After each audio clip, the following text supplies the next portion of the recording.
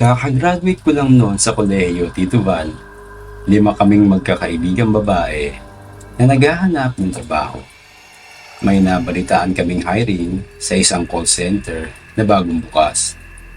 Sabay-sabay kaming nag-apply at natanggap naman lahat. Ang gusali, ayon sa mga marites, dati nang abandonado dahil may mga aksidente raw na nangyari noong ginagawa pa ito. Maraming nahulog kung saan-saan. Yung iba, napagsakan ng kung ano. Lahat namatay. Pero ngayon, ginagamit na muli ang gusali. Katatapos lang daw na ma-cleared sa mga kaso. Magandang araw, mga taga-subaybay ng Pinoy Mystery Horror. Ako si Tina, at ngayon, ibabahagi ko sa inyo ang isang kwento na na-experience ko sa call center na dati kong napasukan. Sa totoo lang talaga, hindi ko pinansin ang mga kwento ng mga multo. Sabi ko, trabaho lang yan. Kaya nga tuloy hindi ko na lang iyon inintindi. Di ba uso sa call center yung mga Junjun, Jenny, at mga Jejimon? Iba pala yun. Kidding aside, unang linggo pa lang namin, may nararamdaman akong weird. Pagpasok pa lang namin sa building, parang ang bigat na ng atmosphere. Naisip ko, baka sa kalumaan lang nito, psychological effects. Sa simula pa lang ng training namin, napansin ko na ang mga ilaw sa dulo ng hallway, bigla na lang nag-flicker. Nakakadagdag sa creepy ambience. Iniisip ko, baka sira lang yung electrical system. Pero hindi ko in-expect na mas magiging kakaiba pa ang mga mangyayari sa susunod na mga araw. Pero isang gabi, habang nasa night shift kami ni Amy, isang katrabaho ko, may na-encounter agad ako. Habang nagbabakrid ako ng mga notes ko, naramdaman kong biglang nanamig yung parting likuran ko. Baka yung aircon lang siguro, sabi ko sa sarili ko. Tapos, bigla kong naramdaman ang isang kamay na humawak sa balikat ko. Paglingon ko, yung katrabaho ko pala, nag-aya sa pantry, break time na pala. Madalas, tahimik lang kaming mga empleyado. Mind your own business, ika nga. Hindi nagtagal, nagsimula na kami makarinig ng mga intriga. Tungkol ito kay Maya, isa sa mga kasama namin. Nagiging malapit daw ito kay Sir Mark, ang team leader namin. Hindi alam ng karamihan, may lihim silang relasyon. Ang masaklap, parehong may sabit. Si Sir Mark ay may asawa na, at si Maya may boyfriend, pero nasa ibang bansa naman. Lumipas ang mga buwan at nabalitaan namin na buntis si Maya. Walang nakakaalam nito maliban sa malalapit sa kanya. Isa ako sa mga kaklose niya noon. Akala ko conservative ang hitad. Makati din pala. Pero sa halip na magalak, takot at pagkalito ang napala niya. Lalo na hindi handa si Sir Mark na panagutan ng bata. Bagamat lihim ang kanilang relasyon, hindi ito nakaligtas sa mga marites. Promise, hindi ako kasama ron ha. Nagulat ako nang nagdesisyon si Maya na ipa-abort ang bata. Hindi naging madali ang prosesong iyon para sa kanya. Ilang araw matapos ang abortion, hindi na pumasok si Maya. Napag-alaman namin na nagpakamatay siya sa kanyang apartment. Natagpuan siyang walang buhay. May ininom na kung ano. Umubula daw ang bibig. May hawak na botelya. Silver cleaner yata. Isang sulat ang naiwan. Puno ng mga tanong sa sarili at pagsisisi sa buhay. Nagluksa ang buong opisina. Si Sir Mark naman, deadma lang. Kunwari walang alam. Nag-iingat din siguro kasi nga pamilyado. Ayaw niya ma-involve. Basta't pag may nagtanong, ang sagot lagi ewan, wala akong alam dyan.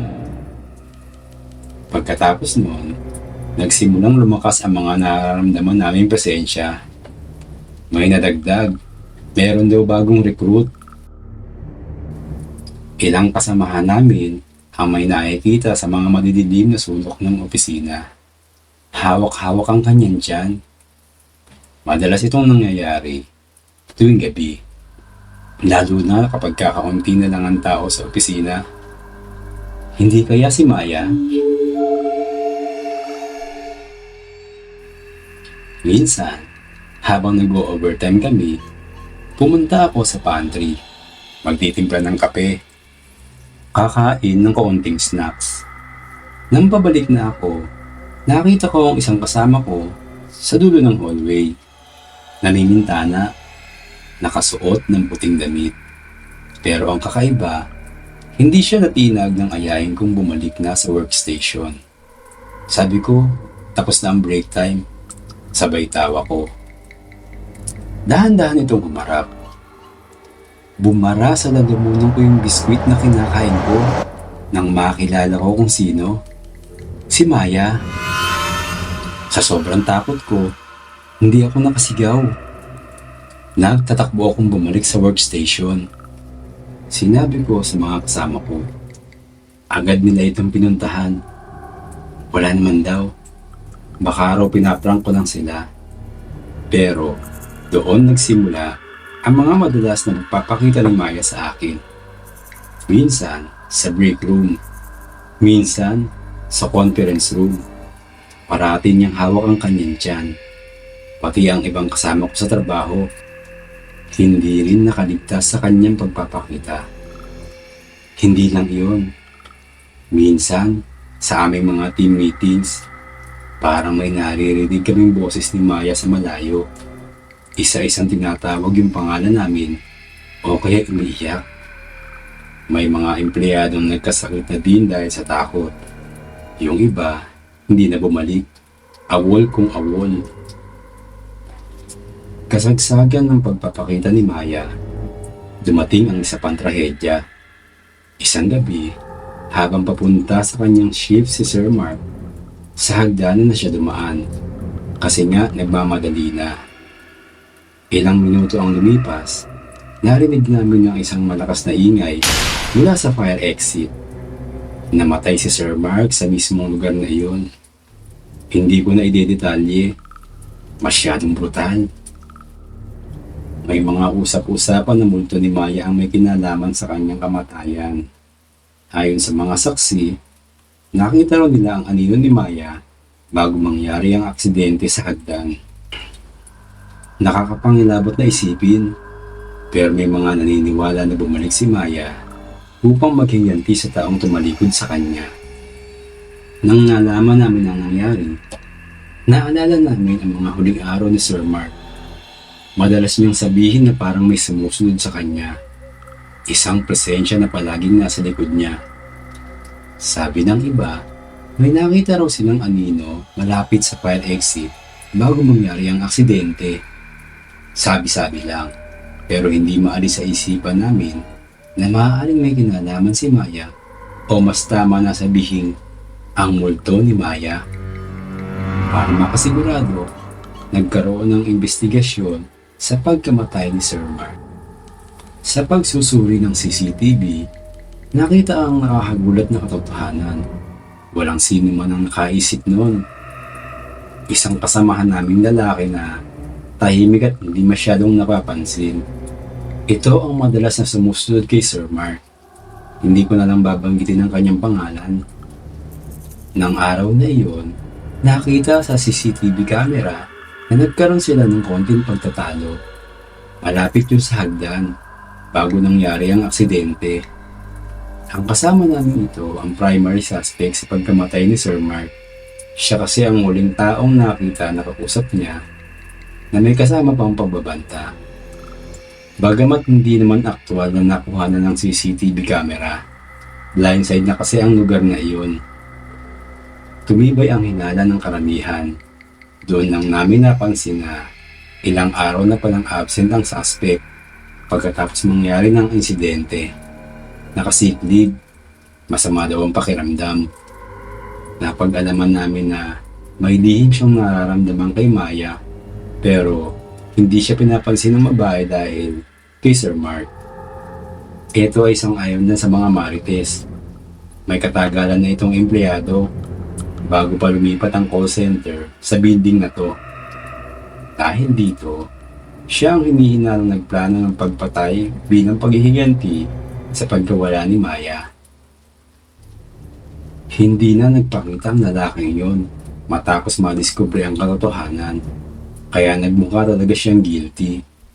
Naging awol siya at tuluyan nang hindi bumalik sa trabaho ni minsan. Kalaunan, nabalitaan namin na natagpuan siyang patay sa kanyang sariling kwarto, 1 linggo matapos maging awol. Ang sabi ng mga kapitbahay niya, namatay siya sa bangungot. Pero ang mas nakakagimbal, ayon sa mga nakakita sa kanyang bangkay, ang kanyang mukha ay puno ng takot. Parang nakita niya ang isang bagay na labis na nagpahirap sa kanya bago siya namatay. Ang posisyon ng kanyang katawan ay nakatagilid, nakaharap sa dingding. Nangingitim ang balat mula dibdib hanggang baywang. Dilat na dilat ang mata. Para bang may nakita siyang nakakatakot na bagay. Maraming haka-haka na sumunod daw ang multo ni Maya papunta sa kwarto ng lalaking iyon upang tapusin ang kanyang paghihiganti. Hindi namin alam kung totoo iyon, pero marami ang nagsasabing na paghigantihan na ni Maya ang taong pumatay kay Sir Mark. Ang kwento ng multo ni Maya ay nagtapos na sa kanyang paghihiganti.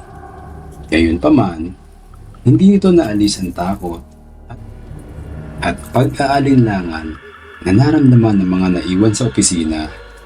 Isipin nyo naman kung may dating multo na ang building. Nagkaroon pa sila ng bagong miyembro, si Maya. But wait, there's more. Isama mo na yung 2 pang namatay na lalaki. Masyado ng creepy, di ba? Para sa amin, hindi na mahalaga kung multo nga ba ang pumapatay sa lalaking iyon o kung sadyang natapos lang ang kanyang karma. Pero ang malinaw, hindi tuluyang naitago ang mga lihim sa lugar na iyon. Ang mga lihim na nauwi sa trahedya at kamatayan. Marami ang nag-resign matapos ang sunod-sunod na trahedya.